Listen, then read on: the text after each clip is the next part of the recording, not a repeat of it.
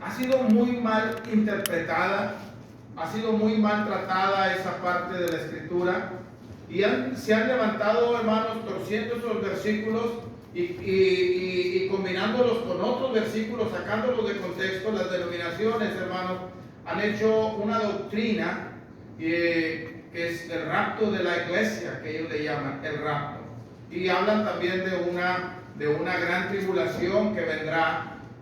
Por lo tanto, ellos dicen que Mateo capítulo 24, Marcos capítulo 13 y Lucas capítulo 21, que son pasajes paralelos que relatan la misma historia, la misma narrativa del evento de la destrucción de Jerusalén.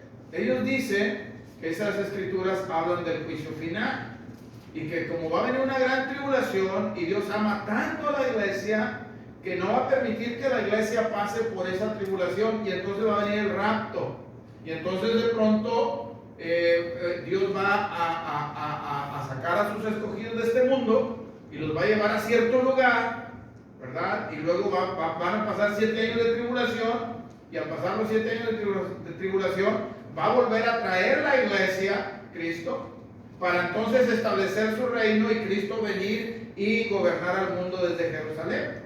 Entonces, son varias cosas que no quedan claras, hermanos, porque son ignorantes en el sentido, no como ofensa, sino son ignorantes porque no saben que el reino ya fue establecido. Ellos piensan que el reino no ha sido establecido, porque tienen que torcer muchas escrituras para sacar sus ideas sensacionalistas, hermanos. Pero nosotros tenemos hoy la oportunidad de estudiar el capítulo 13 de Marcos. Vamos allá al capítulo 13 de Marcos, y vamos pues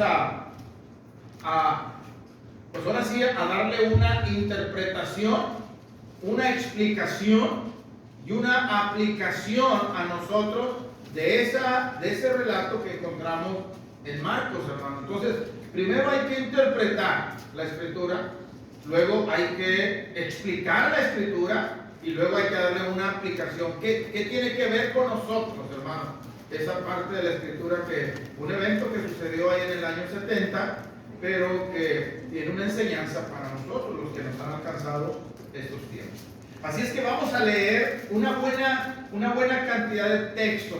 Yo espero que usted vaya poniendo el sentido, como lo hacían aquellos de Nehemías 8, que cuando se les predicaba la palabra, dice que ponían el sentido, leían claramente la escritura, de tal manera que entendieran la escritura.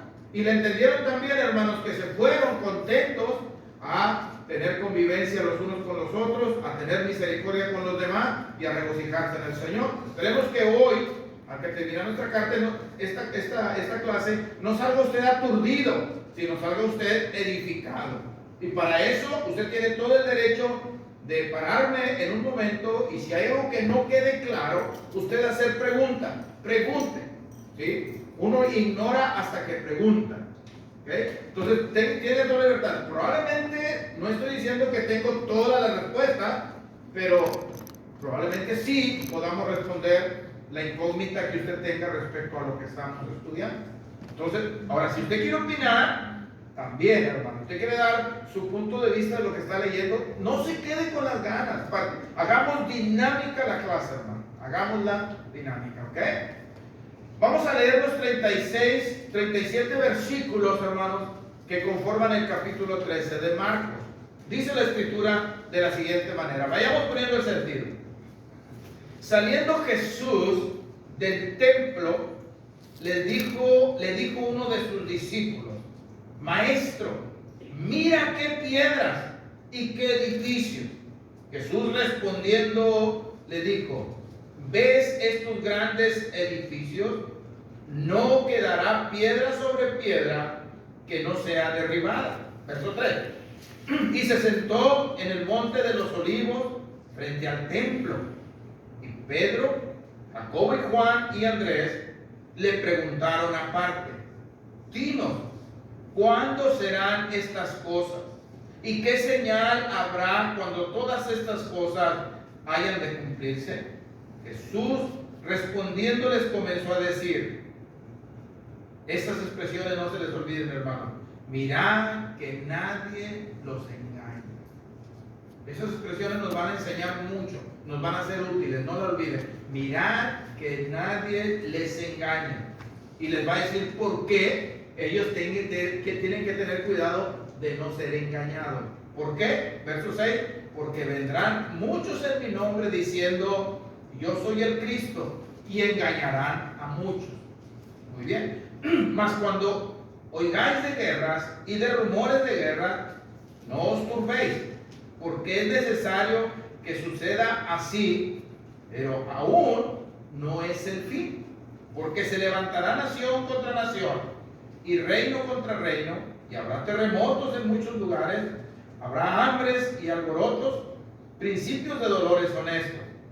Pero mirad por vosotros mismos. Otra expresión, hermano. Ya les dijo, mirad que nadie los engañe. Ahora, mirad por vosotros mismos, porque os entregarán a los concilios y en las sinagogas los azotarán.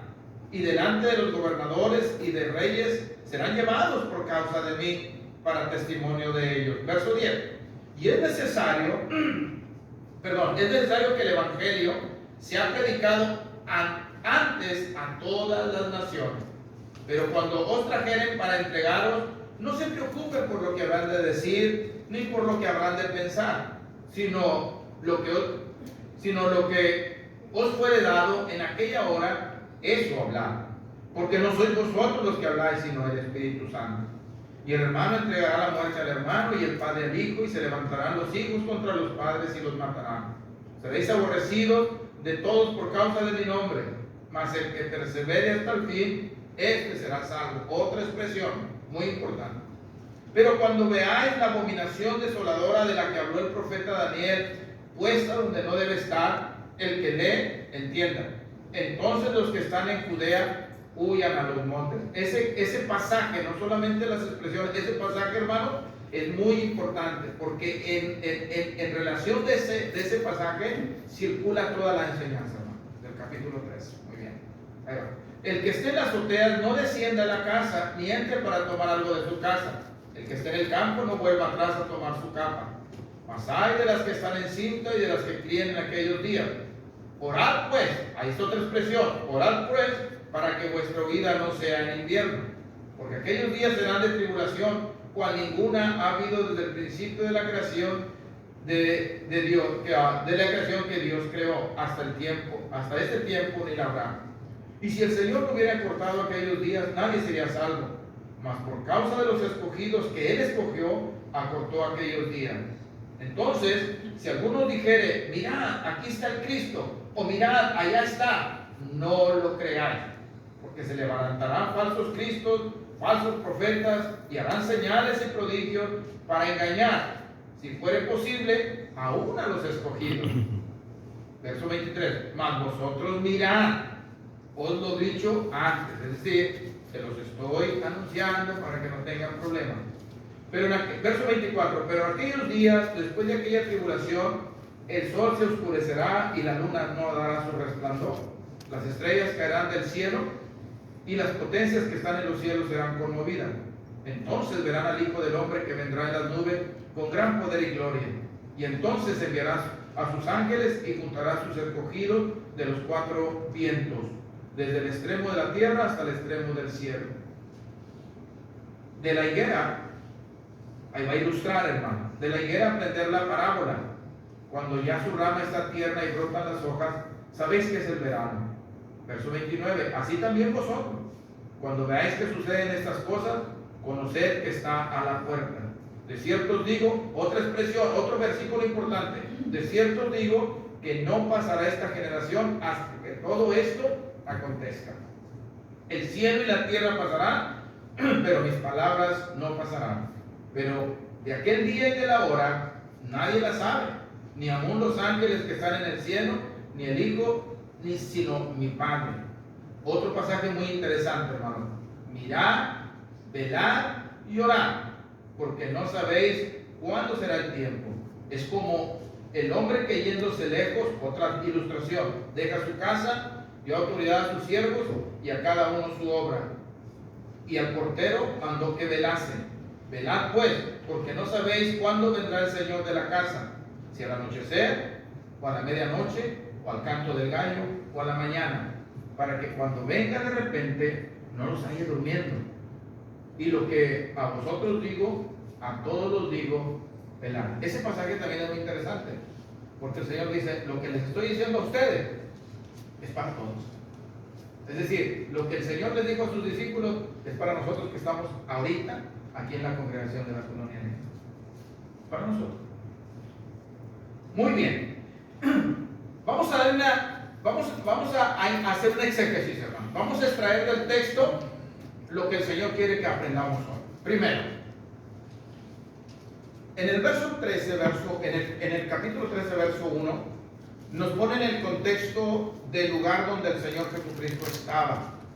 Y dice que cuando salió Jesús del templo, entonces el Señor, para salir del templo hay que estar en el templo. El Señor estaba enseñando en el templo. Y esto, hermanos, abarca la última semana del Señor en su ministerio. Porque después de que se va del templo, se va al monte de los olivos y nunca más el Señor va a volver al templo, porque va a ser tomado prisionero y va a ser muerto en el templo. Incluso él le dice en Mateo capítulo 24, vuestra casa será dejada desierta. Cuando el Señor sale del templo, hermanos, la gloria de Dios se va de Jerusalén y del templo que estaba en Jerusalén. Entonces el templo no pasa a ser, hermanos, más que un edificio más, como los demás que había en Jerusalén cuando la gloria de Dios se retiró del templo. Fíjese, hermano. Qué interesante. Ahora, el Señor sale del templo y unos discípulos le dijeron, maestro, mira qué piedras y mira qué edificios. ¿Qué es lo que estaba sorprendiendo al discípulo o a los discípulos del templo, hermano? Estaban impresionados con la infraestructura, hermano. Porque era un complejo, hermanos, arquitectónico impresionante el templo, hermano. Era el epicentro de la religión judía, hermano. Era bello aquello. Porque no solamente era un lugar como este, sino estaba rodeado, hermanos, de muchos edificios el templo. Entonces, cuando seguramente los discípulos, hermanos, le tenían aprecio al templo. Y seguramente los discípulos, al ver lo impresionante del templo, ellos pensaban que el templo iba a durar hasta la segunda venida del Señor. Y el Señor les va a enseñar que no es así. Y lo primero que les dice en el verso 2, y Jesús les respondiendo les dijo, ¿ves estos grandes edificios? Fíjese cómo el Señor Jesucristo se refiere, hermanos, a este complejo de edificios. Y es que, fíjese, hermanos, que un historiador judío, Flavio Josefo, decía, hermanos, que las piedras que había, o sea, parte de la construcción del templo, hermanos, había piedras que medían 12.5 metros de ancho, ¿sí?, por 4 metros y 6 metros. Es decir, eran un cubo, hermano, impresionante. Unas piedronas, hermano. Por eso los discípulos se refieren, mira, maestro, qué piedras y qué edificios. Porque era impresionante aquello. Pero el Señor les va a decir ahora, ¿veis estos grandes edificios? No quedará piedra sobre piedra que no sea derribada. Es decir, va a ser destruido. Va a ser destruido. Ahora bien, sale el Señor Jesucristo y se va al monte del Olivar. Y no estaba lejos, hermanos, de tal manera que se miraba, bueno, probablemente estaba lejos, pero era tan impresionante el templo, hermanos, y todos los edificios que están alrededor, que se podía ver, hermanos, del monte de los olivos.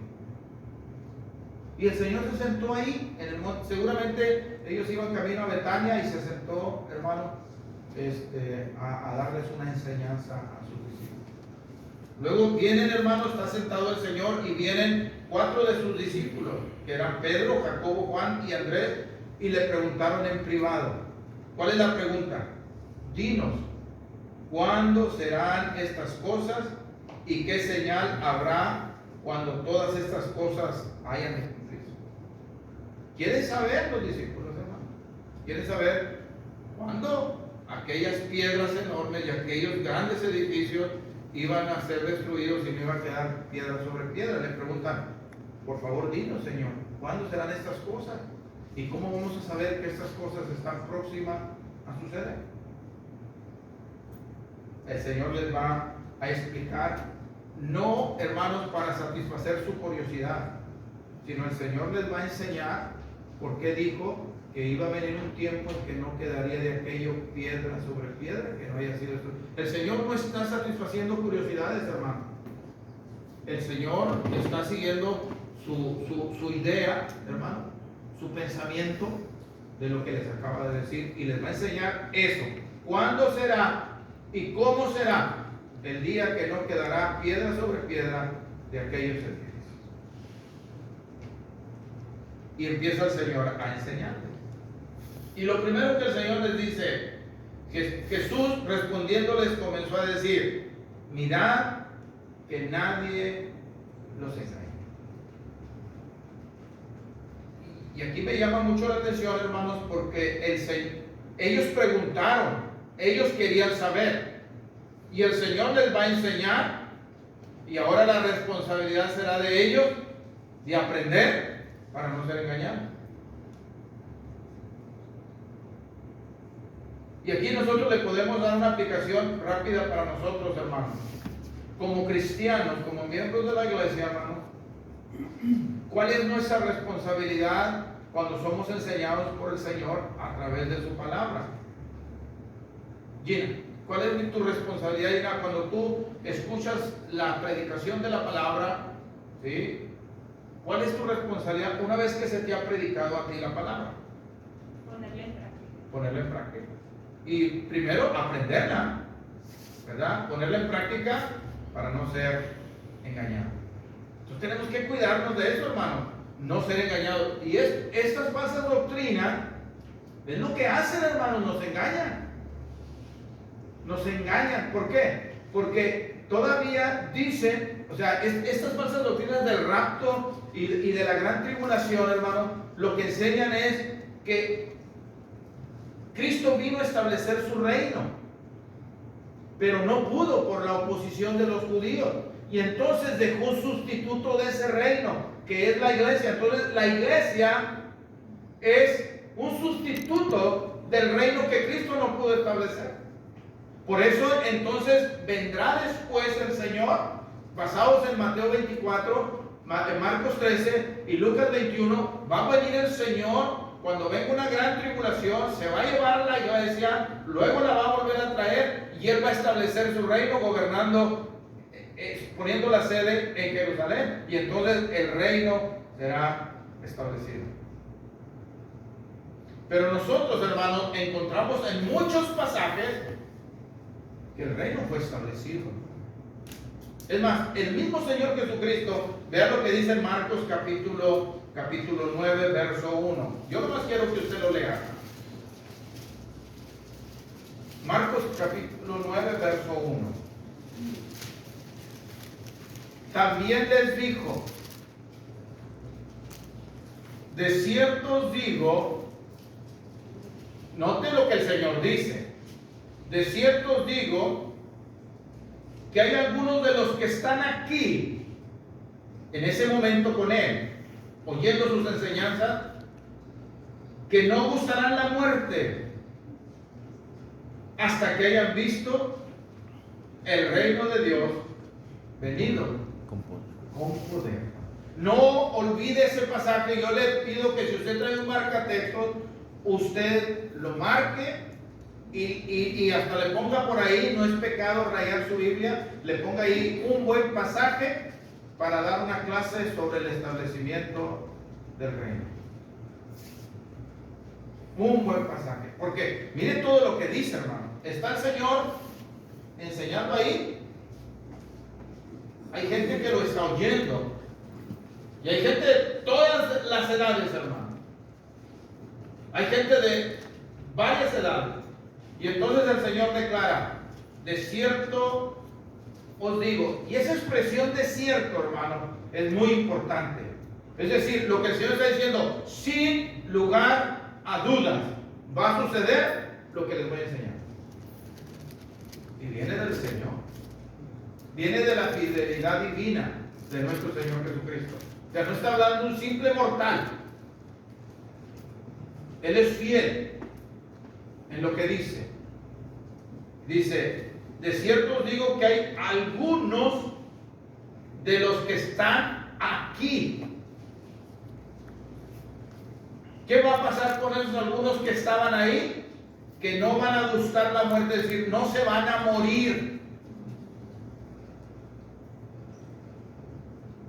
Hasta un tiempo. O sea, no es que iban a permanecer siempre con vida, hermano. Pero no se iban a morir hasta que ellos mismos vieran el reino de Dios. Y luego establece, hermano, dice, venido con poder. Fíjese bien. Luego usted hace una cadenita, hermanos, de textos para que le pueda sostener la premisa que usted va a sostener de que el reino fue establecido en el tiempo de algunos que estaban oyendo al Señor allí. ¿Ok? Y vamos a ver, hermanos, que el reino vino con poder y se estableció. Y muchos de los que estaban oyendo ahí, en Marcos 9, vieron el establecimiento del reino. Y además lo vieron venido con poder. Vamos a Hechos capítulo 2, ustedes lo saben. Pero a mí sí me gustaría que ustedes se lo aprendieran, hermano.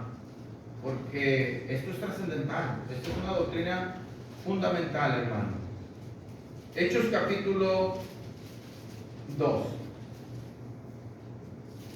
En el verso 1. Y nos va a decir cuándo. Cuando llegó el día de Pentecostés. Note usted, hermano, cuando llegó el día de Pentecostés. El Pentecostés era una de las grandes fiestas judías, hermano. Y el Pentecostés se celebraba 50 días después de la Pascua. Se celebraba la Pascua, ¿sí? Y luego pasaban 50 días, hermano, y se celebraba la fiesta de Pentecostés. Por eso Penta viene de 5, de 50, de 500, de 5,000, de 50,000, de 500,000. Es un número que tiene que ver con 50, Penta, o de 5 también.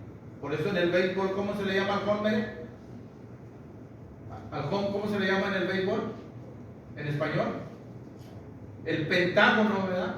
Es el pentágono, ¿por qué? Porque el home es una figura geométrica, puede ser de madera o de plástico, de 5 lados, por eso se llama pentágono. Bueno, llegó el día de Pentecostés, 50 días después de la Pascua.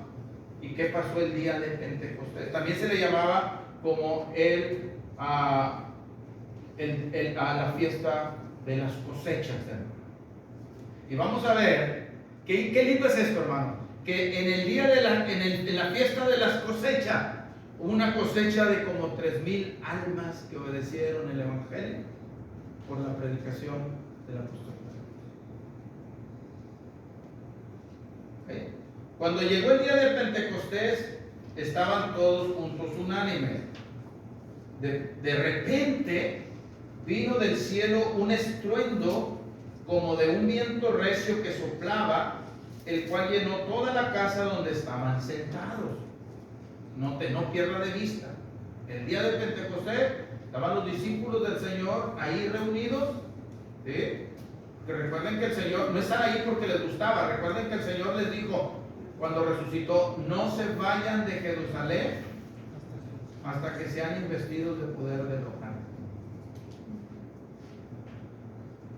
hasta que sean vestidos de poder de lo alto. Hey, no le hagas caso a Onacillo, tú acá, a todo lo tuyo. ¿Ok? Porque cuidado, porque no se dejen engañar.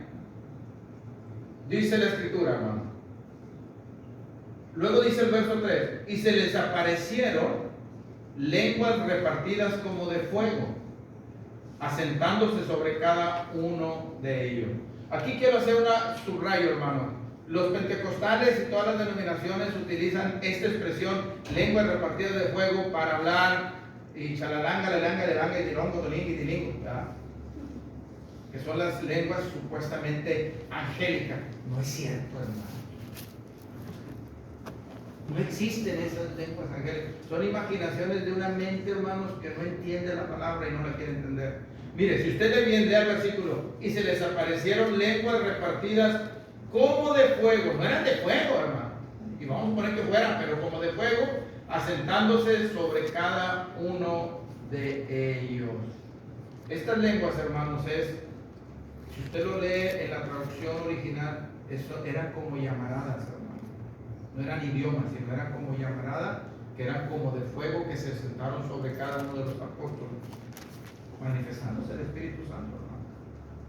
Porque el reino tenía que venir con poder, y tenía que venir con poder del Espíritu Santo, hermano. Dice el verso 4: y fueron todos llenos del Espíritu Santo y comenzaron a hablar otras lenguas. Excelente. Y la Biblia nos va a decir cuáles lenguas, hermano. Tampoco eran sonidos estáticos y que no se entendían. No eran eso, hermano. Dice: y fueron todos llenos del Espíritu Santo y comenzaron a hablar en otras lenguas según el Espíritu les daba que hablasen. Es decir, el Espíritu Santo los capacitó. Verso 5: moraban entonces en Jerusalén judíos. Note usted, moraban entonces en Jerusalén judíos varones piadosos de todas las naciones del cielo. Y hecho este estruendo, se juntó la multitud y estaban todos confusos, porque, note usted, hermano, porque cada uno le oía hablar en su propia lengua. Es decir, esas lenguas que el Espíritu Santo capacitó a los apóstoles, hermano, eran idiomas de gente, de judíos que vivían en el reino romano, en el imperio romano, y que tenían idiomas en los diferentes lugares donde ellos vivían, y que el Espíritu Santo capacitó a estas personas para que hablaran los idiomas que ellos hablaban, para que pudieran en el idioma de ellos predicarles el Evangelio y ellos lo entendieran, hermano. Y vamos a ver que lo entendieron. Verso 7: y estaban todos atónitos y maravillados, diciendo: ¿no son galileos todos esos que hablan? Y al decir no son galileos, hermanos, la gente de Galilea era una gente menesterosa, dedicada por lo demás, hermanos, a pescar. No tenían mucha educación. Y entonces les sorprendió que gente sin educación pudiera de pronto estar hablando en diferentes idiomas. ¿Cómo lo hicieron? Si no fueron a la escuela para aprender los idiomas de la gente que estaba ahí en Jerusalén, que tenían otros idiomas y que estaban esparcidos en el imperio romano. ¿Cómo lo hicieron estos apóstoles para entender? Bueno, el poder del Espíritu Santo capacitando a estos hermanos para que pudieran hablar los idiomas de quienes estaban ahí y pudieran predicar en sus propias lenguas y pudieran entender en su propia lengua el mensaje divino de salvación.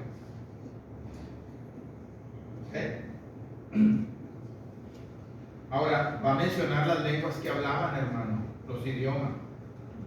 Ahí les va a mencionar partos, medos, elamitas, y los que habitamos en Mesopotamia, en Judea, en Capadocia, en el Ponto, en Asia, en Frigia, en Panfilia, en Egipto, en las regiones de África, más allá de Cirene, y romanos aquí residentes, tanto judíos como prosélitos, cretenses y árabes. Noten lo que dice el verso 11.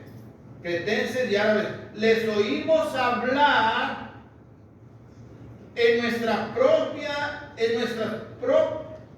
nuestras lenguas las maravillas de Dios. Ahí está. ¿Por qué capacitó el Espíritu Santo, hermanos, a los apóstoles para que hablaran otros idiomas, para que la gente pudiera ya oír en su propio idioma las maravillas de Dios y no tuvieran excusa de no entender y de no obedecer. ¿Okay? Luego dice, hermano, verso 12, y estaban todos atónicos y perplejos, diciendo unos a otros, ¿qué quiere decir esto? Mas otros, burlándose, decían, están borrachos. Hay dos criterios, hermanos, que la gente se formó cuando el Espíritu Santo vino sobre los apóstoles, como la promesa que Dios les dio. No se vayan de Jerusalén hasta que sean investidos del Espíritu Santo. Yo me voy a ir, dijo el Señor, y se fue, en Hechos capítulo 1. Pero dijo, les voy a enviar otro consolador, otro de la misma calidad y categoría que yo. Y él se refería al Espíritu Santo. Ahí vino, en el día del Pentecostés. ¿Ok? Pedro, hermanos, les va a decir lo que ellos están preguntando. ¿Qué es esto? Y les va a decir a los otros, no estamos borrachos, porque apenas son las 9 de la mañana. Y les va a explicar Pedro. Y les dice en el verso 14, entonces Pedro, poniéndose en pie con los 11, alzó la voz y les habló diciendo, varones judíos y todos los que habitáis en Jerusalén, esto sea notorio y escuchen mis palabras. Ya Pedro va a empezar a predicar, hermano. Porque estos no están ebrios como ustedes suponen, puesto que es la hora tercera del día, son las 9 de la mañana, es muy temprano. Y no son tan sinvergüenzas estos para andar borrachos a las 9 de la mañana. Verso 16, hermano. Note. Mas esto es lo dicho por el profeta Joel. ¿Qué va a invocar el apóstol Pedro, hermanos, para tomar como base el acontecimiento aquel de la venida del Espíritu Santo, hermano? Va a traer una profecía de Joel 2 que se está cumpliendo en este momento y Pedro se las va a explicar. Entonces, la venida del Espíritu Santo no solamente se cumple la promesa de Cristo, hermano, sino que estaba profetizado en Joel que un día Dios iba a derramar su Espíritu sobre toda carne. Y ahí se cumplió. Y entonces les empieza, hermanos, a decir que es el Espíritu Santo el que ha venido, es el cumplimiento de la profecía de Joel. Ahora, note qué es lo si usted, vamos a leer más el verso 17. En los postreros días, esa expresión también, hermanos, es muy importante. En los postreros días. Y hasta ahorita, hermano, desde el día de Pentecostés hasta nuestros días, estamos en los últimos días. Estamos en la era del Evangelio. Estamos en la era cristiana. Por eso, hermanos, Hebreos capítulo 1, Dios, habiendo hablado muchas veces y de muchas maneras, en otro tiempo a los padres, por los profetas, en los postreros días, nos ha hablado por el Hijo, a quien constituyó heredero de todo y por quien asimismo hizo el universo, el cual es la imagen misma de su sustancia, hermano. El que sustenta todas las cosas con la diestra de su poder, el que es el Creador y el que efectuó la purificación de nuestros pecados a través de su propia muerte. Vamos en los últimos tiempos. Dios ya no va a tener otra oportunidad, hermano. Ya no va a haber otra oportunidad. Ya Cristo es la última y final palabra de Dios. El tema general de nuestra campaña de noviembre, de octubre. Cristo Dios ya no tiene más, hermano. ¿Aprovechamos? Pues ya no hay otra oportunidad. Entonces, por eso dice en el verso 17, en los postreros días, dice Dios, derramaré de mi espíritu sobre toda carne, y vuestros hijos y vuestras hijas profetizarán, y vuestros jóvenes verán visiones, y vuestros ancianos soñarán sueños. Y sigue diciendo, y lo que está diciendo, hermanos, es cómo Dios iba a actuar y cómo se iba a manifestar la venida del Espíritu Santo. Y además, ¿cuál era el propósito de que viniera el Espíritu Santo, hermano? El propósito está en el verso 21. Y todo aquel que invocare el nombre del Señor será salvo. ¿Qué es lo que está buscando Dios, hermano? ¿Sí? Que la gente invoque. Invocar no es solamente hablar, ¿cierto? Invocar es hablarle a alguien o referirse a alguien, hermano. Pero aquí la palabra invocar implica también apegarte a una ley, hermano. Apegarte a una ley, acogerte a una ley. Ejemplo, nosotros, Josué y los que trabajamos en asuntos aduaneros, hermano, cuando nosotros tenemos un error humano y nos levantan una incidencia que puede resultar en una simple multa, pero pues se puede ir tan grave que puede resultar en un PAMA y que puede llegar hasta multas estratosféricas y cancelación de patente. Cuando nosotros tenemos un problema, inmediatamente buscamos la base legal que a mí me puede ayudar para desvirtuar mi error. Y entonces nosotros hacemos un escrito, vamos a las diferentes leyes que manejamos y entonces invocamos una ley y le decimos a la autoridad, fíjate que en base a esta ley yo puedo tener esta salvedad y puedo subsanar mi problema que tengo a través de pagarte una multa o a través de hacer una rectificación al pedimento y se acabó. Pero no puedo presentarme ahí como diciendo, dame la balona, échame la mano. Eso no vale con la autoridad, hermano.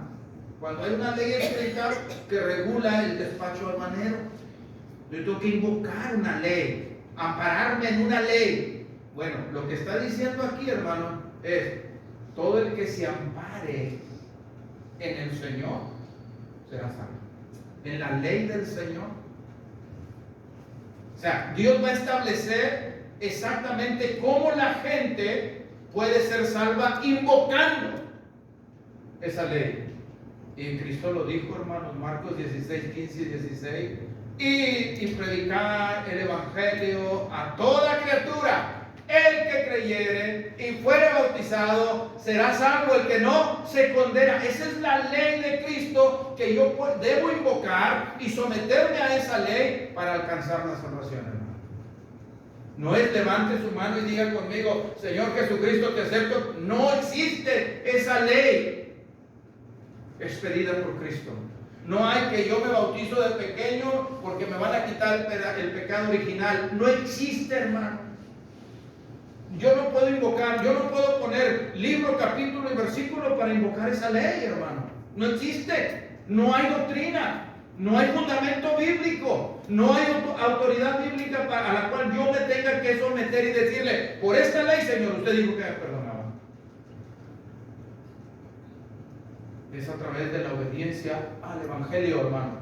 Mateo 28, 19 al 20. Id por todo el mundo y predicar el Evangelio a toda criatura. Id y hacer discípulos, bautizándolos en el nombre del Padre, del Hijo y del Espíritu Santo, y enséñenles que guarden todas las cosas, y yo voy a estar con ustedes todos los días hasta el fin del mundo. Es decir, la ley que yo debo invocar, hermanos, para ser salvo es el Evangelio, porque el Evangelio, Romanos 1:16, el Evangelio es el poder de Dios para salvación. Entonces, cuando yo me bautizo, hermanos, por la fe en Cristo y por mi confesión de fe y por mi arrepentimiento, yo me bautizo, Dios me tiene que perdonar, hermano. No es si Dios me va a perdonar, Él me tiene que perdonar porque estoy invocando una ley que dijo que Él, si la obedecíamos, éramos salvos. Es un derecho, hermano.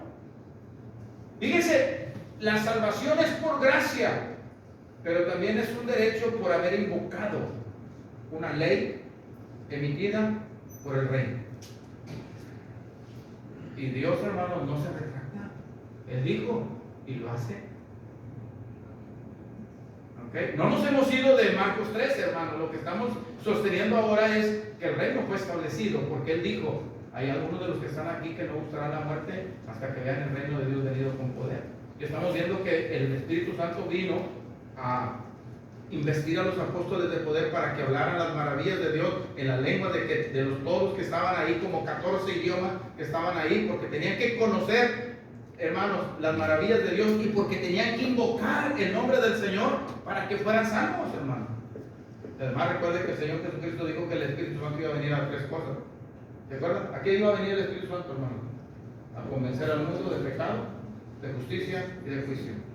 Y el Espíritu Santo va a convencer a estos hombres que están aquí, ¿sí, hermano? De pecado, de justicia y de juicio, que son pecadores y la manera de justificarse, hermano, y que si no lo hacen, va a haber juicio sobre ellos. Muy bien. ¿Hasta ahí, hermano? ¿Estamos bien? ¿Sí? Bueno, estamos dando mucha información, hermano. Verso 23, verso 22. Ahora sí le toca la parte de Pedro. Va a empezar a explicar. Ya invocó Joel capítulo 2 para decir, esto que pasó es el cumplimiento de la profecía de Joel capítulo 2. Ahora se lo va a explicar. Dice, verso 22, varones israelitas, oíd estas palabras. No te hermano, oíd estas palabras. ¿Cuáles palabras? Jesús Nazareno, varón aprobado por Dios entre vosotros por las maravillas, prodigios y señales que Dios hizo entre vosotros por medio de él, como vosotros mismos sabéis. A este Jesús, el varón aprobado por Dios, a este Jesús, entregado por el determinado consejo y anticipado conocimiento de Dios, prendiste y mataste por manos de inicuos, crucificándole. ¿Qué les está predicando, hermano? ¿De qué les está hablando de ese Jesús? ¿Qué hicieron con él? Lo crucificaron. Lo mataron. Ustedes lo mataron. Pero luego en el verso dice, al cual Dios levantó suelto los dolores de la muerte, por cuanto era imposible que fuera retenido por ella. Ahora, ¿qué les está predicando, hermano? Lo sepultaron, pero Dios lo resucitó. Y no es lo que es el mensaje del Evangelio, según 1 Corintios capítulo 15, verso 1 al 4. No ese es el mensaje, hermano. Que Pablo les dice, porque yo mismo les enseñé que Cristo murió por nuestros pecados, fue sepultado por nuestros pecados y fue resucitado por nuestros pecados. Cuando usted vaya a predicar el día 30, usted tiene que decir estas mismas palabras a la gente, hermano. Usted no tiene que andar, es que yo no sé. Vaya y dígale, ¿sabe que Cristo, el Señor, murió por ti? Porque tú eres un pecador como yo también lo era. Él fue sepultado y resucitó al tercer día. Ascendió a los cielos y ahora te está ofreciendo salvación si tú invocas su nombre, si tú te sometes voluntariamente a su ley. Es todo lo que usted les va a decir. Lo demás, hermano, es un asunto de ellos. Lo demás es asunto del que va a oír. Él sabrá si cree o no cree, porque todo el que invocar el nombre del Señor es el que se salva. Ya les predico, hermano. Vamos a leer el verso 30. Pero siendo profeta, porque nos va a hablar de que no estaba hablando de David, el Salmo, sino estaba hablando del Señor Jesucristo, su muerte, su sepultura y su resurrección, porque les demuestra el sepulcro de David todavía está ahí. David no se levantó de entre los muertos. Pero dice, él hizo un trabajo. Fíjense, David también fue profeta, hermano. Dice, varones hermanos, se puede decir libremente del patriarca, 29. Varones hermanos, se puede decir libremente del patriarca David, que murió y fue sepultado, y su sepulcro está con nosotros hasta el día de hoy. No ha resucitado. Pero siendo profeta y sabiendo con juramento que Dios le había jurado que de su descendencia, en cuanto a la carne, levantaría al Cristo para que sentase en su trono. Ándele. ¿Cómo empezó diciendo Pedro en el verso 22? A este Jesús Nazareno. Pero en el verso 30 ya le llama el Cristo, el Mesías, el ungido de Dios, el Salvador del mundo, el Dios con nosotros, el Cordero de Dios. Ese es el Cristo. No era un simple judío, Él es el Cristo, es el que ustedes estaban esperando, el que ustedes sabían de las profecías. Ustedes lo mataron.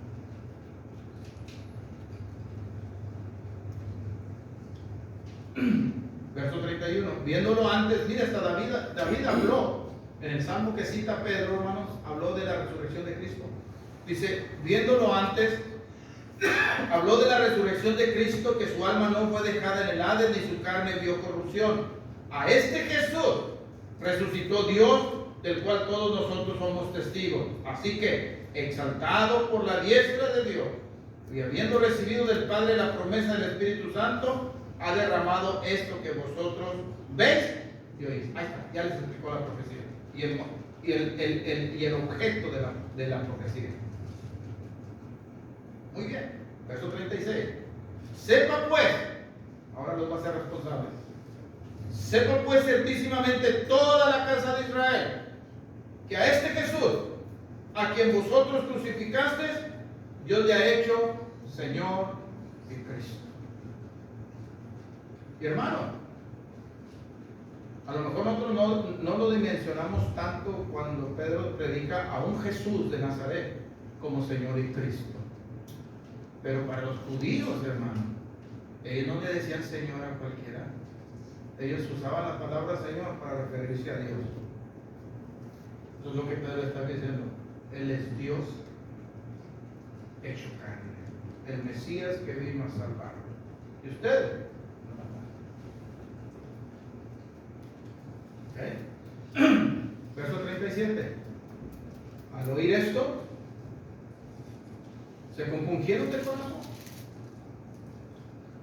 y preguntaron a Pedro y a los otros apóstoles, varones hermanos, ¿qué haremos? Qué pregunta tan interesante. ¿Qué haremos? ¿Qué haremos para qué? Según él, ¿cuál sería la respuesta, hermano? ¿Qué haremos para qué?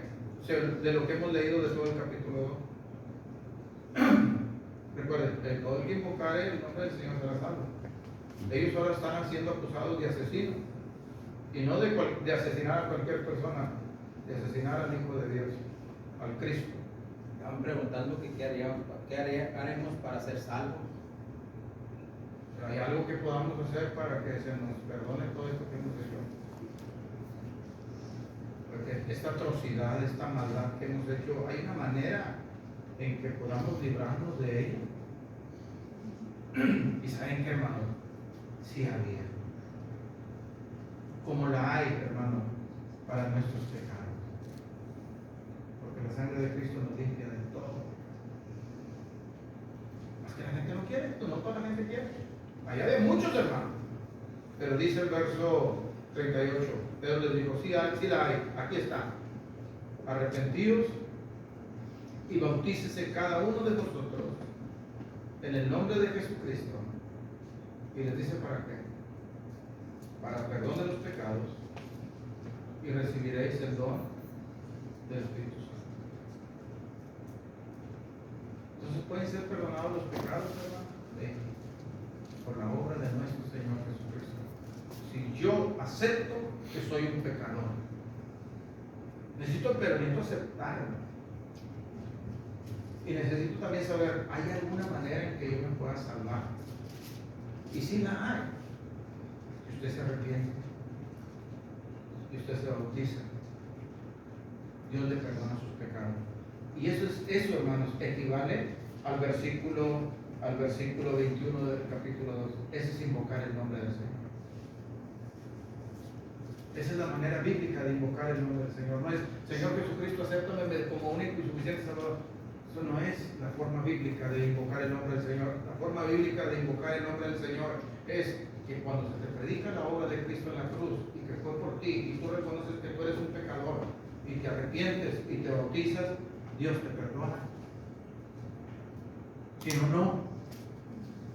Si no, no, hermano. Entonces no hay diferentes fórmulas de salvación, hermano. Hay un solo plan bíblico de salvación. Por eso, hermano, no hay hermanos en la denominación. No hay hermanos en la denominación. ni primos son. Tenemos que entender, hermano, que la iglesia de Cristo es única. Es única, hermano.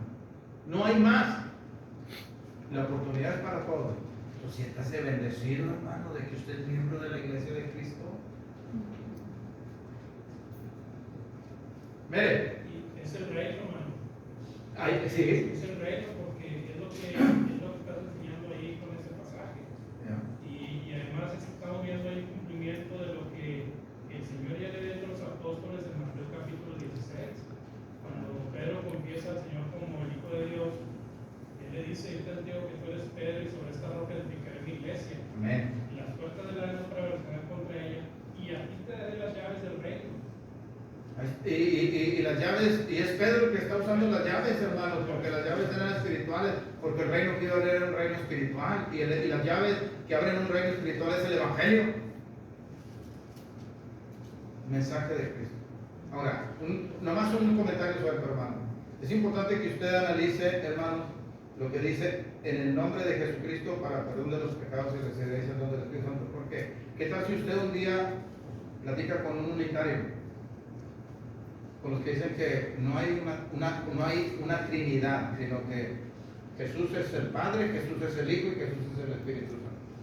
Y ellos dicen: encuéntrame un pasaje en la Biblia. Tú que dices que te tienes que bautizar en el nombre del Padre, del Hijo y del Espíritu Santo. Encuéntrame un pasaje en la Biblia donde hay alguien que se haya bautizado, se bautizó en el nombre del Padre, del Hijo y del Espíritu Santo. Y no existe, hermano. Entonces, ¿por qué te bautizas en el nombre del Padre, del Hijo y del Espíritu Santo? Entonces tu bautismo no sirve, porque debe ser, según Hechos 2:38, tiene que ser en el nombre de Jesús. ¿Cómo les explicamos? Y es bien fácil, hermano. Ahí en el nombre no es lo que se dice en el bautismo, hermano, porque no es una fórmula bautismal. En el nombre es por la autoridad. Lo que Pedro está diciendo, Cristo ya nos lo dijo en Marcos 16, 15, 16, nos lo dijo en Mateo 28, 19, 20. Entonces no podemos decir nada diferente. Es la autoridad de Él la que ustedes tienen que obedecer, no es la mía. Lo único que le estamos es predicando lo que Él ya dijo. Y podemos demostrarlo con varios pasajes en el Nuevo Testamento, que en el nombre significa por la autoridad de Cristo. Y de hecho, otro nombre dice que no hay. ¿Bajo cualquier otro nombre? Otro nombre nos pasemos algo, ¿sí? Por la autoridad. Muy bien. Ahora, ¿qué va a pasar, hermanos? Porque sí quiero ir a donde Mere ya nos llevó, pero quiero concluirlo yo. Verso 39. Porque para vosotros es la promesa, para vuestros hijos y para todos los que están lejos, para cuanto el Señor nuestro Dios llamare. Es decir, la salvación ahora no es solamente exclusiva de los judíos, sino era para todos. En Cristo murió por todos. Verso 40. Y con otras muchas palabras les testificaban y les exhortaban diciendo: sean salvos de esta perversa generación. Verso 41. Así que los que recibieron la palabra, fíjense, hermano, hay que recibir la palabra. Hay que aceptar el mensaje de salvación. Y hay que aceptarlo de corazón. Romanos capítulo 6, verso 17, Pablo dice: pero gracias a Dios que aunque eras esclavo del pecado, obedeciste de corazón esa forma de doctrina. Esa forma de doctrina es el plan eterno de redención. Es el evangelio predicado y obedecido, hermano. Es en el bautismo. Obedeciste de corazón esa forma de doctrina a la cual fuiste entregado. Y lo hiciste de corazón. Por eso él dice: así que los que recibieron su palabra, ¿qué pasó con esos que recibieron la palabra de corazón? Fueron bautizados. Y ahí está interesante, hermano. Es muy interesante ese pasaje, la última parte. ¿Qué pasó con los que fueron bautizados? Les dijo Pedro: ya se bautizaron, ahora sí váyanse y busquen una iglesia que les quede cerquitas, que les guste, que sea conveniente. Les dijo eso Pedro, hermano. Primero no se los dijo porque no se lo tenía por qué decir. Y tampoco se lo puede decir porque no era posible, porque no existían todas las religiones que existen ahora, hermano. No existían. Lo único que existía era el judaísmo y ahora el naciente cristianismo. Todo. Había más de dos. ¿Ok? Luego dice el verso 41, los que recibieron la palabra fueron bautizados y se añadieron Aquel día como 3,000 personas. Se añadieron, se juntaron, se pegaron a algo. Aquel día como 3,000 personas. ¿A qué se pegaron, hermano? Verso 47. Alabando a Dios y teniendo favor con todo el pueblo. Y el Señor añadía cada día a la iglesia los que se iban salvando. ¿A cuál iglesia, hermano? La única, la iglesia del Señor, la que Él compró a precio de sangre, por la cual, en la que Él amó y se entregó a sí mismo por ella. Efesios capítulo 5, verso 21 en adelante. Hechos capítulo 20, versículo 32. Mirad por vosotros mismos y por todo el rebaño en que el Espíritu Santo les ha puesto por obispos para apacentar la iglesia del Señor, la cual Él ganó con su propia sangre. Y la iglesia, hermano, es el reino. Con añadido. Ahora vamos a Colosenses 1 y con eso acabamos, hermano. Y seguimos la próxima clase explicando Marcos 16, Marcos 13. ¿Qué les dije? Colosenses. Colosenses. Colosenses, hermano. Hay más pasajes, pero esto está bien claro. En el verso 12, Colosenses 1:12. Con gozo, dando gracias al Padre que nos hizo aptos para participar de la herencia de los santos de luz, el cual nos ha librado de la potestad de las tinieblas y trasladado al reino de su amado Hijo. Entonces los colosenses fueron trasladados por Dios al reino de Cristo. Y si el reino todavía no ha sido establecido hasta el día de hoy, ¿a dónde fueron trasladados? Último pasaje de este. Apocalipsis capítulo 1. Apocalipsis capítulo 1.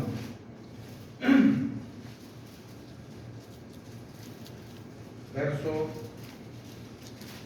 Y también podríamos ver Hebreos, pero vamos a ver nomás Apocalipsis 1. Verso 5. Y de Jesucristo, el testigo fiel, el primogénito de los muertos, el soberano de los reyes de la tierra, al que nos amó y nos lavó de nuestros pecados con su sangre. Verso 6. Y nos hizo reyes y sacerdotes para Dios su Padre. A Él sea la gloria y el imperio por los siglos de los siglos. Amén. Nos hizo reyes y sacerdotes. La expresión original es: nos hizo un reino de sacerdotes y de gente santa. Ese es el verdadero nos hizo un reino de sacerdotes y de gente santa. Luego dice en el verso 9: yo, Juan, vuestro hermano, copartícipe vuestro. Note, hermano, Juan se presenta a los hermanos que les envía la carta de entrada a las 7 iglesias de Asia. Les dice quiénes son ellos. Dice: yo, Juan, vuestro hermano, copartícipe vuestro en la tribulación y en el reino y en la paciencia de Jesucristo. Entonces, hermanos, los hermanos a los que Juan les escribe, él era copartícipe con ellos, es decir, participaban de lo mismo en la tribulación. Claro, estaba Juan preso, exiliado en la isla de Patmos. Pero no solamente era participante en la tribulación, dice: soy participante del reino y de la paciencia de Jesucristo. Entonces, ¿por qué Juan se atreve a decir que ya era participante con otros hermanos del reino si el reino todavía no ha sido establecido? Hermanos, nosotros, usted y yo ahorita debemos estar como pavos reales de lo que somos para Dios en Cristo. ¿Cómo deberíamos de comportarnos? ¿Cómo deberíamos ser agradecidos por Dios? ¿Cómo deberíamos de santificarnos? ¿Cómo deberíamos de vivir en unidad y en armonía, amándonos los unos a los otros, porque somos copartícipes del reino eterno? ¿Cómo deberíamos de estar trabajando para engrandecer ese reino que otros queremos que vengan, que nuestras familias entren al reino, vengan a a ser copartícipes conmigo del reino. Yo los voy a traer a mis hijos, voy a traer a mi abuelita, voy a traer a mi tío, voy a traer a mis compañeros de trabajo, voy a traer a mis vecinos para ser copartícipe con ellos del reino de Cristo. ¿Sí me explico, hermano? O sea, todas las implicaciones que había en nuestra vida, toda la transformación y los cambios que tuviéramos en nuestra vida, saber que somos un reino de sacerdotes y de gente santa, hermano. Y todo por aquel que nos amó, el testigo fiel, el primogénito de entre los muertos, al soberano de los reyes de la tierra, que nos lavó con su propia sangre. Bendito sea Dios. Gloria a Dios. ¿Se siente contento? ¿Le motiva? Seguiremos explicando un poco más, hermano, esta parte de la escritura. Yo me apasiono, hermano. Perdón por a veces ser tan expresivo, hermano, pero es que no nos podemos contener. Nuestra copa está rebosando, dijo David. ¿Okay? No sé si hay alguna pregunta, hermano. ¿Algún comentario? ¿Alguna duda? ¿Todo bien? Pues no me dice nada. Dios les bendiga, hermano.